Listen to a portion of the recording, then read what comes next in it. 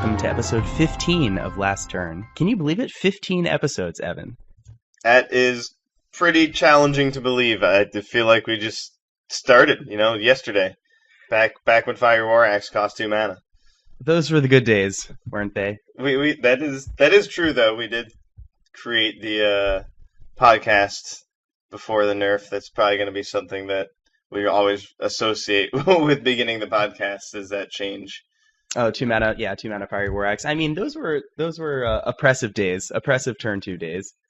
Yeah, I'm not saying that it's necessarily bad change. It's just that something we were used to for all of Hearthstone. Innervate that gives you 2 mana. Yep. Fire War Axe that costs 2 mana.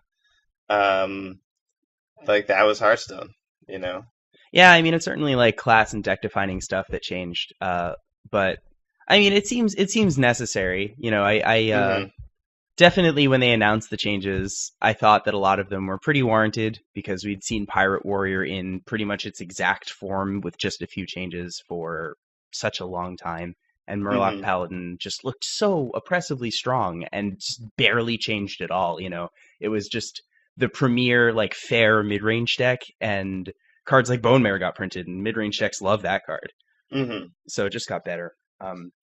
It was definitely a welcome change. It was just sort of disrupting and jarring to see it at first. Oh, yeah. And then also things like Hex being on there seemed really strange, because not only was that not in a deck that was abusive in any way, but I don't know if it ever has been. Like when... Wait, no, it was totally in mid-range Shaman back in November of last year. That's true.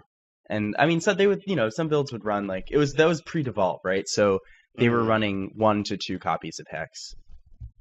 Yeah, that deck was really good, but that still was preceded by just Tunnel Trog, Totem Golem, Lava Burst, Face Shaman, which did not use Hex. Nope. And then before that, before Tunnel Trog, Shaman was mostly just not a deck. So, Hex was never a problem, as far as I could tell. So that made nerfing it seem weird. Because that sort of... To me, that's a little bit of a bummer, because the kind of Shaman decks that use Hex, that was fun, are Control or Combo, and that's the kind of stuff that I think is really neat in Shaman, like pumping out a bunch of totems and doing dumb things, or Ancestral Spirit, or something like that. And by nerfing Hex, it just seems like it takes Shaman more in the face deck direction. Yeah, I mean, they definitely have a lot of tools to be a face deck, but I think it's ultimately okay, because 4 mana Hex is a fine card still. Yeah, it's still fine. It's just, if they were gonna nerf Shaman, I'd rather they'd have done some more random face card than Hex, but it is what it is. I'm definitely not gonna complain. Yeah. The meta definitely changed. It's true. Since it happened, and we got a new class, which is cool. New class unlocked. You mean Hunter? Yeah, it's like we're back to basics. Yeah, it's pretty funny. I mean, it's just bizarre that everybody was whining a lot about Druid and sort of all the oppressive decks that were in the Knights of the Frozen Throne metagame, and then the nerfs happened, and we're just back to Face Hunter. Yeah, I mean, what were you expecting? Right. What else? Where else was it gonna go? What was gonna happen? It's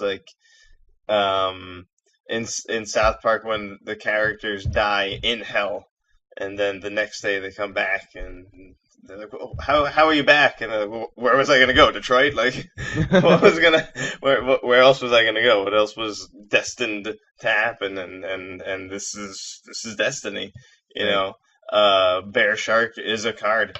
I mean, I think part of that is also because the post-Nerf metagame is going to be a lot like a new set dropping, in that, or a post-ban metagame. It's such a shakeup, and such a lot of the dominant decks become, destroyed by the nerfs, that people are able to use new strategies, relatively untuned decks that are somewhat strong and have success with them. And aggro Mm. decks tend to be really excellent in that kind of environment because people are running untuned decks. They might be slow and dirtily. They might be just like way too inconsistent.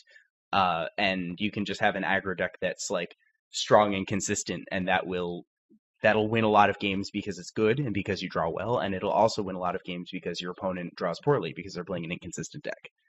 Yeah, you give them less of an opportunity to draw out of their inconsistent draw if you are winning faster. Yeah, right. It's definitely, it forces them to respect the kinds of cards that can be in Hearthstone and not just respect the synergies in their deck. Indeed, and Hunter's been so it became an aggressive deck that was basically on the same level as Pirates at least. But with a really good game against Pirates, not only is it running two Galactic crawlers, but also two Stitch trackers to get more crawlers. And Bloodsail Corsair to hit your weapons. It hurts even more to lose a tick on your Fiery War Axe because you are paying 50% more than you used to for it. Right. Um, and also get extra copies of those with Stitch trackers. So Hunter just sort of had like a pretty sweet game against Pirates, and then could still just go face and smash the other decks. That Pirates would do that too. Yeah. Yeah, it seems like it has a lot of tools. I mean, it was pretty close, I thought, before the nerf happened. Yeah, It was right on the cusp of being like a good deck. I think somebody had gotten like Asmodai or Yeah. somebody had gotten rank one with Hunter, so there was, and that was pre-nerf, so there was a deck that was at least somewhat good, and definitely part of Hunter's success lately is people being unprepared for it, not having faced it in a while, especially in its current iteration, with crackling razor maws and stuff, and bear sharks. Yeah. Yeah, I mean, Bear Shark's surprisingly powerful. That was a card that looked like just sort of a beater with good stat line, because 3 mana 4/3 is a good stat line. I mean, if you play Arena, you know that Hired Gun is a decent card. But I wasn't sure if it would actually be good enough. But it turns out untargetability is just like great. Yeah, it's just got a lot of synergy with the Houndmasters and the Crackling Razor mods. Yeah, You're gonna be able to buff with those because those aren't spells. Um, so you get to use your buffs on him and make him even more terrifying. You can give him 6 power with Houndmaster and still not be afraid of Shadow or Death. A lot of times, if you have a 4 power minion against a priest, you might want to avoid pumping it just to keep it at that sweet spot. But right. you don't need to do that with Bear Shark. You can totally turn 3 Bear Shark. They're almost definitely not going to be able to get it off the board, and then turn 4 Houndmaster and really thrash them good. Yeah, I mean, Um, that's especially good because Priest is so prevalent right now, unsurprisingly. yeah, Priest is really strong right now. It has a lot of good matchups. Yeah. Um, Yeah, I thought that the tournament metagame was actually pretty telling of that, and I think that that's what a lot of pros were thinking because in tournaments where you're doing conquest with one ban, Druid got banned, so the tournament metagame right. was basically a Druid-less metagame. It was in a way like if you did a crippling nerf to Druid such that nobody played it, what would it look like? And Priest was something that most people were packing.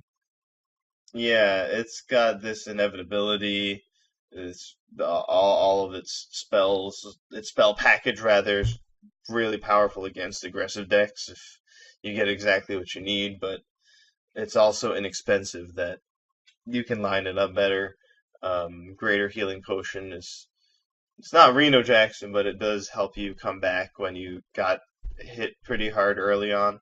Yeah, Doesn't hurt that Shadow Reaper Anduin will also give you 5 armor when it comes down. yeah, that's very Um, helpful. That's definitely put me out of lethal range before. Kazakis can also give you an armor potion. 7 armor, 5 mana is a pretty good deal. Yeah, I mean, Priest of the Feast as well. There we go. I knew there was one that like could definitely also just fully heal you. Priest of the Feast is also on there. So there's a few ways to do that, which I think is one of the reasons it's uh such a good singleton deck right now. Yeah, I compared to mean, trying to do that in the other two classes. The other two classes don't have Shadow Reaper and Anduin, of course, but they also don't have these excellent recovery tools. yeah, it definitely has a lot of ways to sort of pull back any life loss that it might have sustained and also remove the board. It's not very good at developing threats. The deck has very, very few threats. I mean, Shadow Reaper Anduin is one of the only threats. That and like Raza, I guess, Hmm. are like some of the only threats in the deck, or whatever you get off a Kazakus potion. But that's okay because Anduin is enough to win the game on his own a lot of the time, unless you're already in such a losing position when you play it. But it can, it needs to be a certain kind of losing position because you can even swing the board when you play him. Yeah, if you have Raza, then you'll probably just win. Yeah, Like if you've already Raza and you play Shadow Reaper Anduin, you're yeah. gonna I be mean, able to heal yourself for two, play Anduin, deal two damage to something, uh, and then from then on you have the combo of well, combos. it's also the battle cry. Just kill anything big on the board, which is Yeah. obviously great. Yep. So yeah. I mean, that's a really interesting deck. That's like of that mythical variety of deck that only has one win condition. Hmm. It's kind of cool to see that. I mean, we've seen decks like that, like Quest Mage, but never really any mainstream decks. A lot of the mainstream decks in Hearthstone tend to be um, mid-rangey or aggro decks on the ladder. Like even one of the most, I guess, like Burn Mage was like almost a mid-rangey mage deck. Um, Hmm. and then of course there's like Secret Mage, which is kind of just a mid-range deck, and then Paladin, which is of course a mid-range deck, and then just a ton of aggro decks. And I guess in the past we've had like Reno Lock as a possible control deck that was popular on the ladder, but even that was kind of a mid-range deck. Yeah, that was full of derpy minions and things Yep, like that, and these priest lists often aren't doing that. not at all. Um, I've seen some that have like Elise and Cabal Song Stealer and a few bigger guys, but usually that's not what you're seeing. Usually it's like Novice Engineer and maybe a Gnomish Inventor, and like Yeah, that's their minion package. Very weak things at best. yeah, it's definitely one of the most dedicated and focused control decks that we've seen in a long time, which is kind of cool. There are some people who love to play decks like that, and this is totally the deck for them. And it's Yeah. fun. I've enjoyed it a little bit. I mean, it definitely feels really strong. It has so much removal that's good. Like the removal's all conditional, right? Because that's what Priest is all about. But there's so much of it. So you often have something that will work at least a little bit in the situation that you're in. And sometimes you just wipe the board completely, like multiple times. Yeah, that they're usually capable of doing that, which is pretty sweet. Mm, Um, uh, and you get to heal yourself. The deck definitely changed a little bit since the nerf as well, but it's hard to say how. mm. I guess decks using Skulking Geist. That's one card that's showing up way less because Jade Druid is showing up less. Yeah, yeah. You don't necessarily need to have that in your deck. You can be greedy and take it out and just like do fine. Hmm. I, Though Geist does hit Evolve Shaman, which is doing great right now. this is true. That's another deck that definitely got pumped by the change. It wasn't using Hex, so that didn't hurt it. Right. Um, and now just these other decks got weaker. Um, uh, I was when I played Kazakus or Razakis Priest rather. Um, Skeleton Geist could actually be really good against me. Because sometimes you are just like stacking your hand with one cost spells. So it's an appealing card to cut because you can also hurt yourself with it. Yeah, yeah, because there's definitely like a bunch of nice one drops like Holy Smite and Potion of Madness that are in your deck, or like Power Word Shield that you like. I mean, they're all pretty replacement level. By the time you have 6 mana, Madness isn't like amazing, and neither is Holy Smite, but you'd like them for later with Enduin. They're both great. Yeah, that's what you're going for. Ultimately, is trying to have them with like Lyra and Anduin or Yep. something like that. Um, but yeah, you're right. If you're seeing a lot of Shaman, um, that card's good against them. Yeah, because I mean, cutting evolve like they have Thrall, so they can still evolve a Doppelgangster. But if you already use Thrall and you play Doppelgangster, it's not fast. They pretty much just develop a bunch of tutus, and if you're a priest, you can very easily deal with those. So, Especially if you have Anduin already. yep, It's yeah, going to totally. be a breeze. Yeah, so it's not don't sleep on that interaction. Evolve is still a strong card, and it's something that the deck is leaning on. If it doesn't get an aggressive start with Bloodlust, or set up an early wide board or something to threaten Bloodlust, it is really looking for Evolve so that it can turn its Doppelgangster into a very, very threatening board. And getting rid of that is going to be strong pretty much every time. Yep. So, like you'd mentioned, pirates are still a thing. Yeah. I've seen some builds with I. Prince 2, with Kelesith. Oh yeah, I had not seen that personally until I was watching you battle, and I guess it makes sense. Fire War actually you can keep it in your deck now with Yeah. Prince Kelesith in your deck, so that's pretty clever, I guess. Yeah, a lot of people were speculating about that sort of just in the community before the nerfs had dropped. It's interesting to see it. I mean, I don't know if it'll be a mainstay or if it'll stick around or if it's even the best build of Pirate Warrior, but it's definitely something you could do. I mean, you lose Bloodsail Raider, which kind of hurts, but like twos were already pretty weak in that deck. It was kind of just, your only true like 2-drop that you're playing on turn 2 is Fiery War Axe.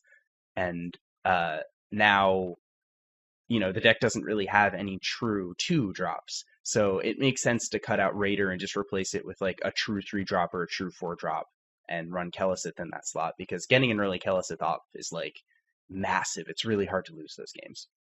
Yep, it's got great synergy with Patches, which is an especially good card in your deck. Yep. And like the problem I think with Kelesith and Pirate Warriors, how few 1-drops you have. So I think I've seen lists that were using Firefly to sort of make up for that. That was what they put instead of Raider, because you really do want Raider. You want things to do on those early turns. You want to develop. And so if your deck is only 3+, you're really not going to be aggressive enough. So I think Firefly is something that people have been using without Kelesith. Yeah, Firefly was sneaking its way into some Pirate Warrior builds, at least as a one-of in Ungoro. It just gives you another card you can keep, and like in a fast metagame, which a post-nerf metagame tends to be, or a new set metagame tends to be somewhat fast. So having more 1-drops is really good. So at least right now, that makes sense. Unless the deck transforms a lot, it's probably going to be one of the best options you can put in if you're trying to run Prince Kelesith. Yeah, there's not a ton of other great 3-drops I'm rushing to put in my deck.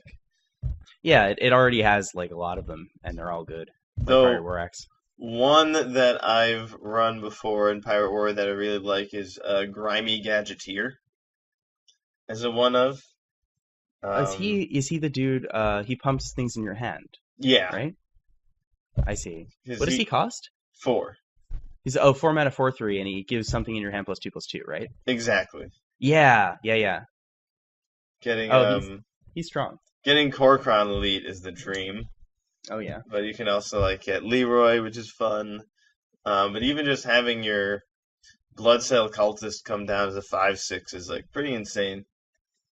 Yep. Yeah, I mean the hand buff cards are it's not the strongest mechanic for sort of various reasons that we probably discussed. Like it takes many turns to actually get value out of buffing cards in your hand, but which sucks. When you play the card, you have to wait a turn to attack. So you're just like, you have that additional turn built in. And then if you play something to buff your hand, then you have to wait to play it, then you have to wait to attack. Anyway, if you can do it incidentally, it's kind of like life gain effects. Pure life gain spells in card games like Magic tend to be weak, but if you can get incidental life gain, it's really good. If you can get incidental hand buffing on like an okay statted minion, like a 4 mana 4/3, then that's kind of good. Yeah, the goal of the pirate deck, like you're always gonna get it, which is why it's good. Like you're always gonna get at least 1 tick. And then they have to do something about your 4/3. So that's great. But an additional reason is kind of nice in the pirate deck. You like to have more good 4-drops, besides just jamming Korkron. Mm. And you're like really good at keeping stuff on the board, keeping your opponent's minions off the board the first few turns. Oh yeah, So you can really more likely set up a turn 4 where the Gadgeteer comes down and he's not afraid of anything killing him, yeah. which can be really obnoxious. The deck definitely got worse at doing that since Fiery Warx got moved to 3, but Yeah. it's still, N'Zoth's First Mate's still a real card, and it's still pretty easy to get like a 2/4 weapon out of him. So like it's going to be easy to dominate the board early. But I definitely agree. Like cards like that they're awesome even when you play them and get one buff and your opponent has to trade something. Like trade something real. It's a 4/3. It's probably going to kill whatever gets traded into it Hmm. at that stage of the game. Or they have to blow a removal spell, and both of those are awesome for you because you got the value out of it at the end of your turn. It's like battle cries. You play it, you get value, then your opponent can deal with it, and even if they deal with it, you got value. And he's like Grime Street Enforcer, which I think you've seen the light on him.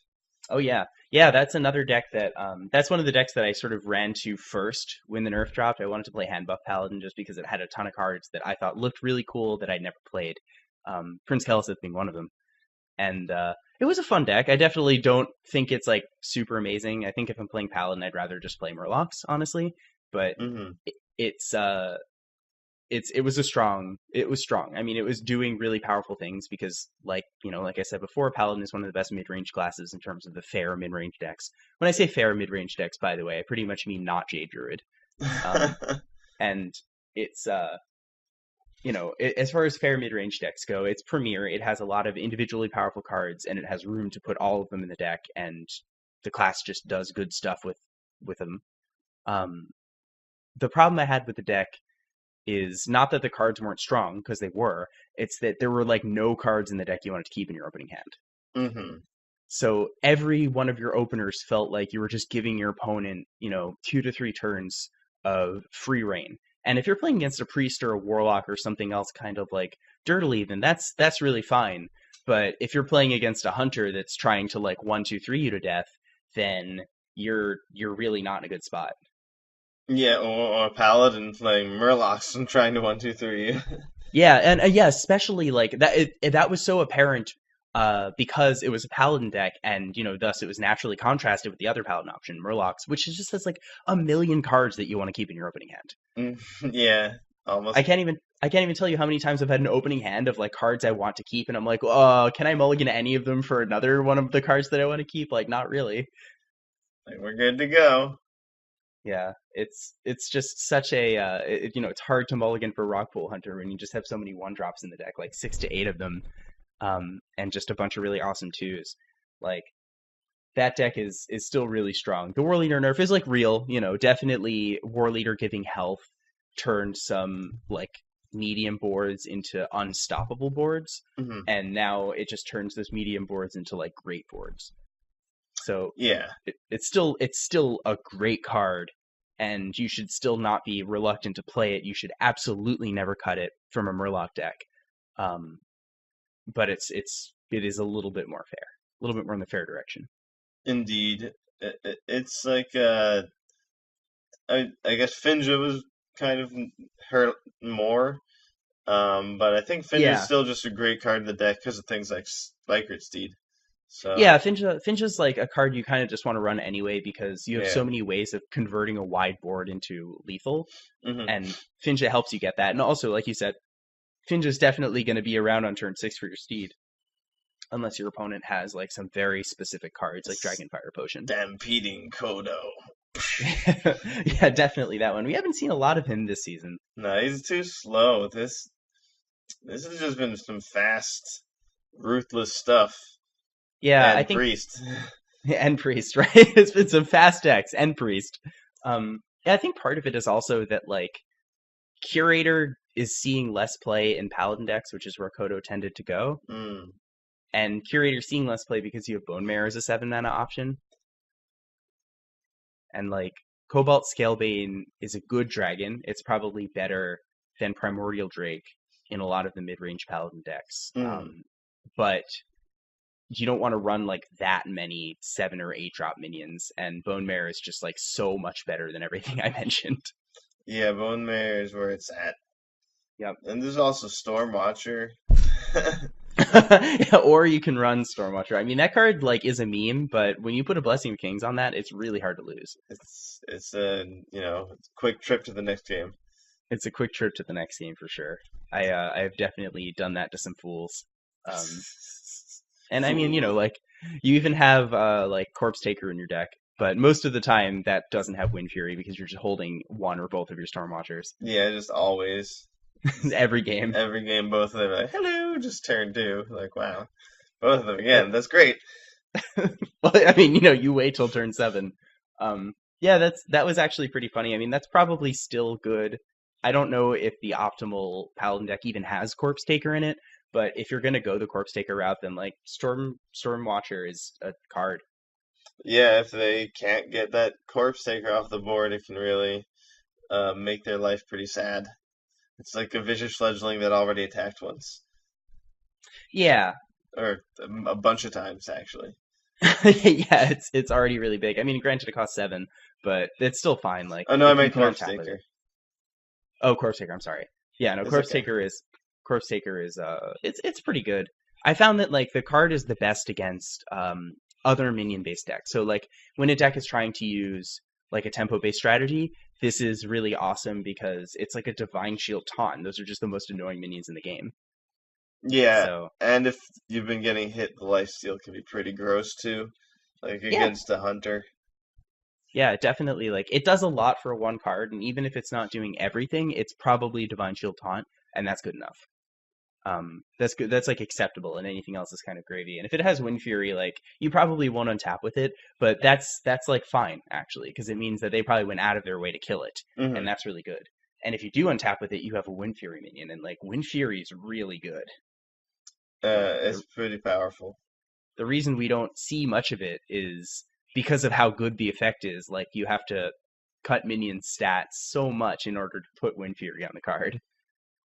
Yep, this is seemed like it would be costly to be running a Wind Fury minion in your deck, but people found out, hey, Stormwatcher can blast people. Yeah, Put a yeah, it's actually fine. Spikered Steed on this guy or Blessing of Kings. Um, what are some other Caliseth decks you've seen besides Warrior? So, like, of course, the Paladin deck. It's pretty funny. That deck's been showing up in a lot of classes, more than I would have thought. Last season and into this season, there's been a Kelesith Tempo Rogue deck. So this deck is running like Shadow Steps and Shadowcaster. Is that the one that makes the 1/1 copy in your hand? Mm-hmm.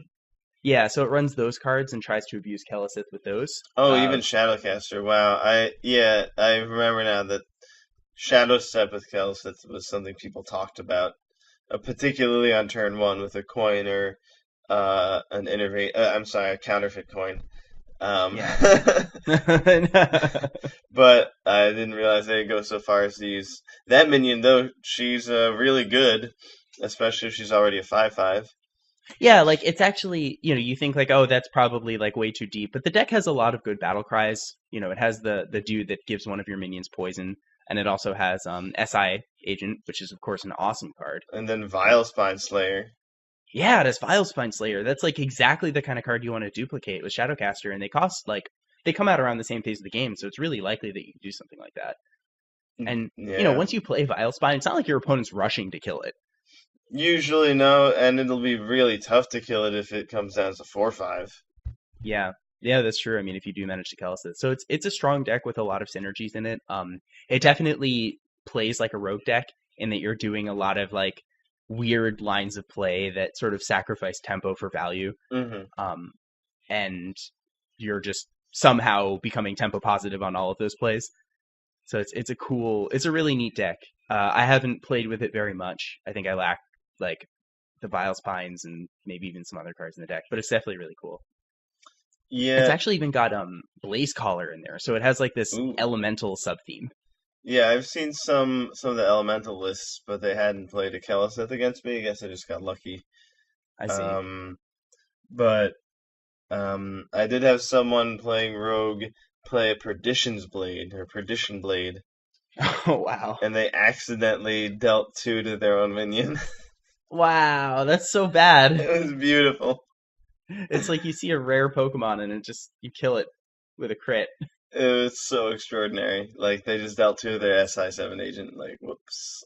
Oh, that's so It bad. was really helpful that he didn't kill my guy with it instead. Oh yeah, That would I'm have been sure it much was. better. Yeah, so Rogue is definitely one Kelesith build I've seen. Warlock is another. I don't actually know if that's good, but apparently there's pretty high win rate Kelesith Warlock deck on HS Replay. Um, Cool. Granted that's across all ranks, so that should be taken with a grain of salt, but it's worth trying. Maybe there's something there. At least right now, when people are playing untuned decks, like you're you're more likely to have success with a bad Zoo Warlock deck now than you are in 3 weeks. So now's the time. Yeah, just go for it. Yeah, it's a cool. So that's a really interesting card. It's kind of like I think it's really neat when the community collectively misevaluates cards that turn out to be awesome. It is neat.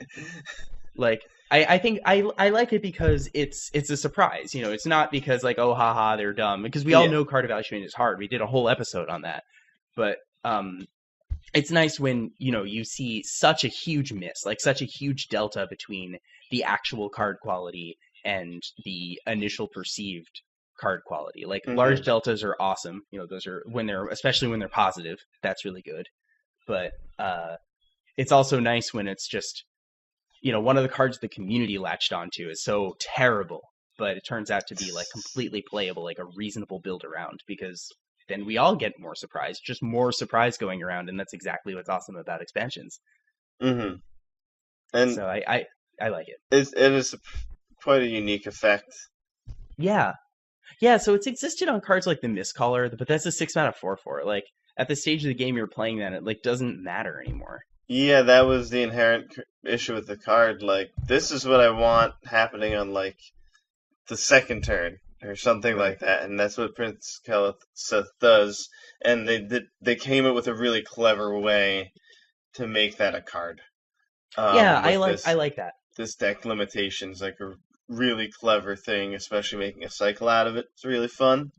Yeah. Um, but yeah, like in the past, you just had to like play Farsight and get like really lucky, like coin Farsight into Mist Collar.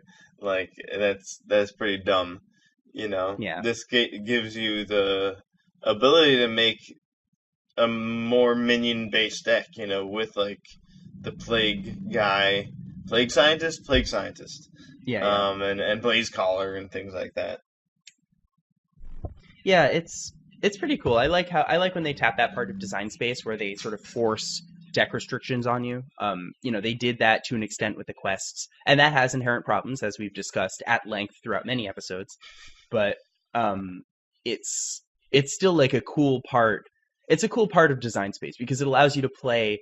It allows you to make a card that when you play it does something very powerful that in the game itself has no obvious downside. Like Kelesith. When you play Kelesith, you just pay 2 mana, you get a 2/2, and it buffs all the minions in your deck. Like, period.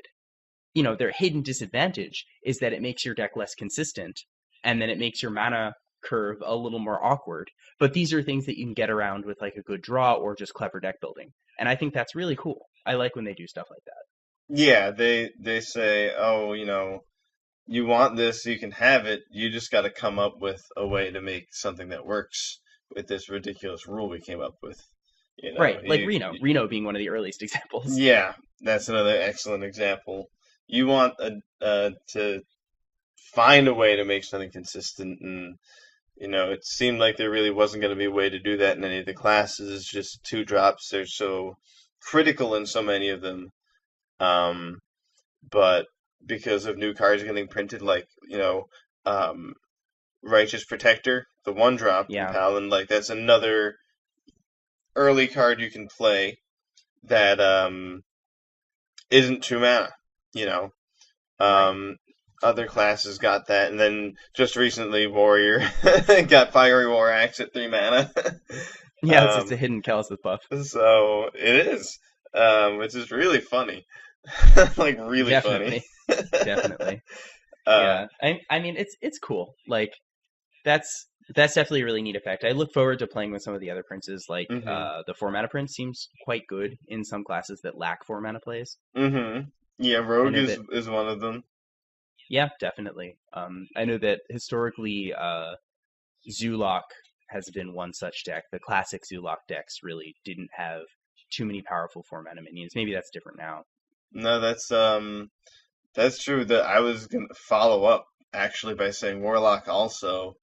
Mm. Um, I could totally see a two Prince lock deck with Kelisa and the four. There's even synergy. It's better as a Yeah, 5/5. it's true. And you do have like a ton of 1 drops in the Warlock class that you're looking forward to playing, like 6 class specific 1 drops that would go in a Zoo deck, hmm plus, any neutrals that might come from like Bloodsail Corsair patches, maybe even the Acheron veteran, the 2/1 that pumps one of your dudes, Um, or Akros veteran. yeah. I was playing that when I was playing a zoo-like deck that was supposed to be using Keleseth. I just didn't realize. It Yeah, was a Keleseth deck. Um, but I just used Galaka Crawler instead. But it probably worked out fine. it was fine. It did work. But you're fine with using, like, if you wanted to have more longevity, Despicable Dreadlord, Yeah, and Blood Reaver. Um, that one guy who's a warlock. Hold on, there we go. Gul'dan. That Warlock, yeah, right, him. The one The with the Draxus? skull. I guess Yeah, you could pop that in there, but probably not worth it in that deck. no. Yeah, so that's interesting. I mean, I think right now the Warlock class is not in a particularly good spot. Maybe this patch really did make its existing deck strong, but I think the Demon Lock deck is just like not a strong enough deck to beat the mid range decks like Paladin, and definitely doesn't have the late game to beat like Priest. Yeah, So I was looking at some matchup numbers, and it just like does not beat Priest, which is like why bother even playing this control deck then if it's just not the good one. yeah, That's a yeah, huge hit to playing that deck, and then it just gets like rammed by a bunch of the aggro decks like Pirate Warrior. You know, you're like, oh, this is gonna be over fast. well, yeah, because when you're playing Hellfire, which is like a 4 mana board wipe that kills some of their creatures and does damage to you. It's no Um, bueno. And it really doesn't help. Just recently, the nerf made a lot of people play Hunter. Hunter is yeah, gonna cram it in your jam hole, and not in a fun way. no, Uh, that's definitely if you're playing Warlock, you're going to be weak to that sort of face deck. Because if you're incidentally damaging yourself, Hunter loves that. Hunter's willing to pay 2 mana to do 2 damage to you, and like if you're also doing that, it's just stoked. It's like I played Justicar. like, want to shake on it? Like, we'll just keep doing this. We'll just both do Right. this every turn, brothers. Um, and like also, I was playing a bunch of Hunter games last night, and I'd be playing as a Warlock, and then I'd have a board, but then they'd like turn 4 Slam Mountain Giant, and I'd be like, cool, deadly shot, face, go. Yeah. Yeah, it's Hunter. Hunter seems poised to be one of, if not the most powerful aggressive deck in the format, which is fine. It's been a hmm long time. Hunter's been on the Yeah, sidelines like since Ungoro at least, and probably even before that. it's been a while, and there has been some amount of playing Deathstalker Rexar, Yeah, and I think sort of like with Thrall, it does give you more of this late game activity yeah, that can be pretty powerful. So if really everything is sort of destined to be more of a mid range situation, that can be really good. But if you're just trying to thrash your opponent till they die, usually you just want Savannah High mains, right. and that's all I was running, and it was fine. Yeah, yeah. I think Asmodee's list it does have Savannah High main Singleton and 2 Bittertide Hydras. So it's not trying to like play a card that doesn't kill the opponent and then untap with it, and then play a minion that doesn't kill the opponent then untap with it. It's not trying to do that. It's trying to like beat you, play a card, and then untap and attack you with it. Yeah, just Migo face. Yeah. So I mean, unlike Thrall, Deathstalker Rexar doesn't have an enter the battlefield effect that really advances your game plan. So like, granted, tempo swinging and helping out some of your trades is like nice, but what you would really want is like summon some kind of beast. That would be something that's a lot more in line with what Hunter's trying to do, because then you can play Deathstalker XR untap and then attack with your new beasts. Whereas, with Thrall, you have a bunch of like stupid stuff on the board. You play him and then untap with your bigger stupid stuff. Mm-hmm. And it doesn't. So Deathstalker XR doesn't advance your game plan directly. It'd be cool if it made Huffer. Yeah, if you just got to summon like a 4/2 pig, sure. You just use more Huffers. Summon like 3 Huffers. Just Call of the Huffer. That would be a good card. Yeah. That's like Force of Nature Savage Roar. That sounds that actually in hindsight maybe they shouldn't print that. Maybe that's a bad idea. Yeah, thinking about that now, I think that they ought not to. Yeah, so I mean Hunter will continue to get stronger. And I think we're still going to see some of the older aggro decks that we've seen. And like, we haven't talked very much about Jade Druid, but it definitely exists. Yeah, that's definitely also still a good deck. It doesn't quite do the same degenerate things, but right. Token Druid definitely took more of a hit. I figured that would happen. Yeah, that was something that you had predicted for sure. And never getting to do anything after you Ultimate Infestation is a bummer. Like, yeah, but that's okay. That's always the end. I know the deck is still good. I'm just talking about how my emotions have been affected. Like not being like, right. Oh, I might like hit the Wrath and like really get this guy or something like that. I can't even tell you how many times I've just counted on doing that. Yeah, I mean, ultimately there's some situations where that's the only way you win, and then you get it because you drew 5 cards. Like, yeah, you drew a 1/6 of your deck. It was pretty likely you were going to hit one of your 2 of in there. Like, yeah. Like, was that not going to happen? Like, you gave yourself a good couple of spins. A fistful even. And also not being able to, like, on 8 mana, like, just jam Innervate Infestation. So, that's missed. I'm not using Innervate anymore. It doesn't seem like it's strong enough now. But it's still a strong deck, and I think the amount of Skulking Geists went way down. Your game against Hunter is pretty good. Your game against Warrior definitely got better now that their best card got weaker. So, yeah, Jade Druid's definitely, the Druid deck. There's only one now. Singular, yeah. Yeah, it definitely seems like, so, obviously losing Innervate means you can't do super degenerate things, and that, like you said, that weakens Aggro Druid a lot. That takes away a lot of their free win potential, because most of their free wins came from just building a board that you can't possibly interact with on turn 1 before you even got to do anything. Maybe you passed, and then they, like, coin Innervated out something absurd. So that seems kind of gone. That deck, if it exists, I think I've run into it and like I might have even lost to it. So if it does exist, it's definitely less greedy, and it might even run Innervate, so it's going to be less powerful. But Jade Druid may or may not run Innervate. Probably is a lot more incentivized to spend some of its like 6 or 7 tech slots on Mire Keepers now and make those part of the core to sort of ramp a little bit better, a little bit more efficiently. Definitely you're going to be nourishing for cards maybe a little bit more often. But I think it's still a really strong deck, and I think that part of the reason that I haven't seen it personally a lot on the ladder is because it's just sort of a post-nerf like refractory period on these cards, these decks rather. Yeah, people are Malfurion's on vacation essentially. Yeah.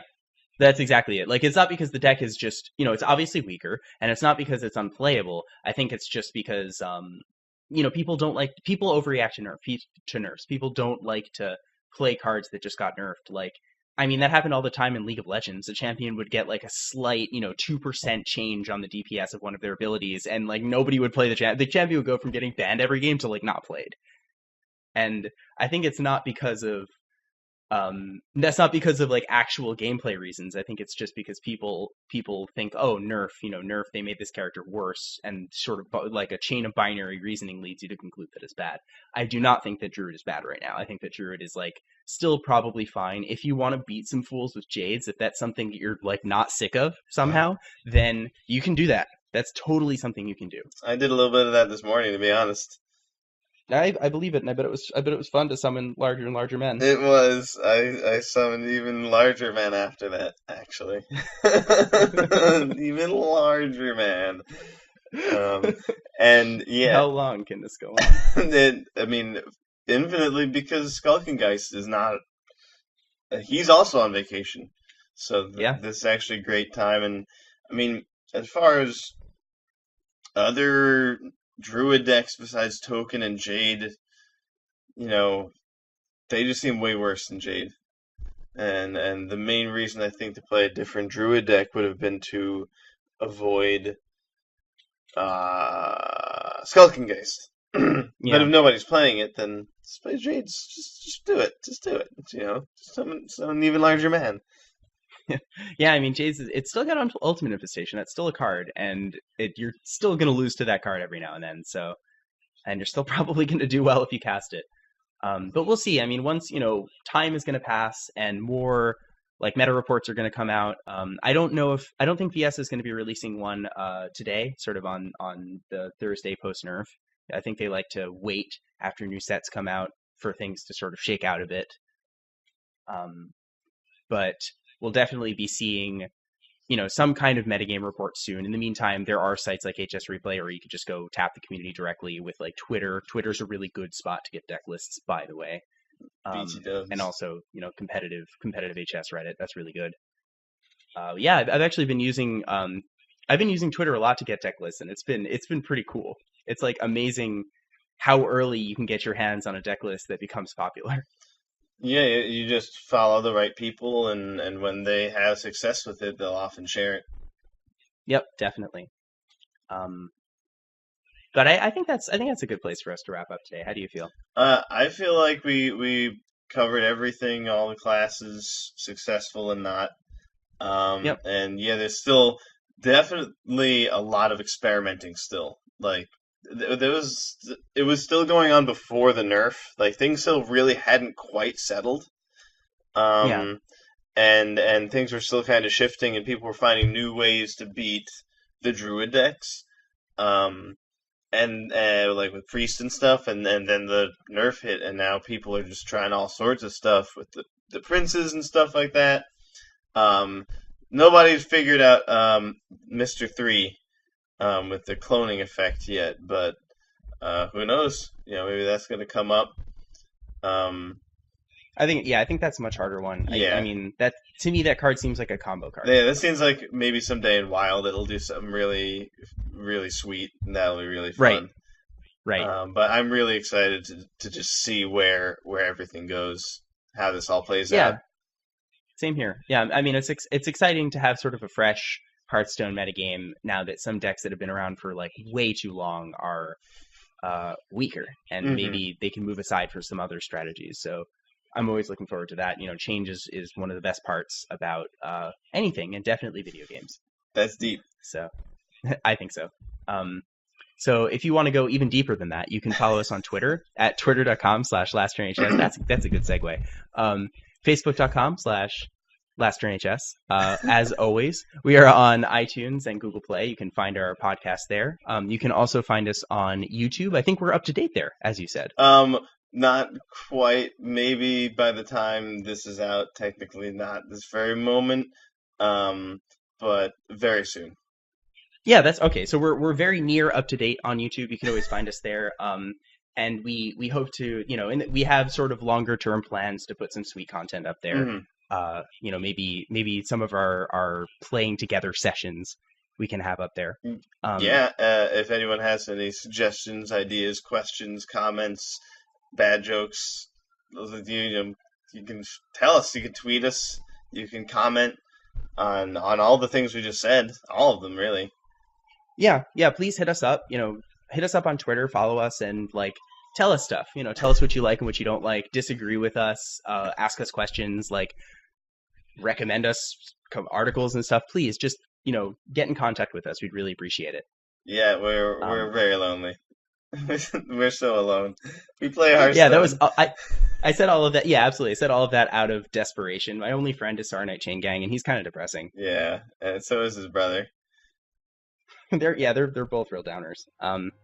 But in the meantime, we will catch you guys next turn. See you next turn.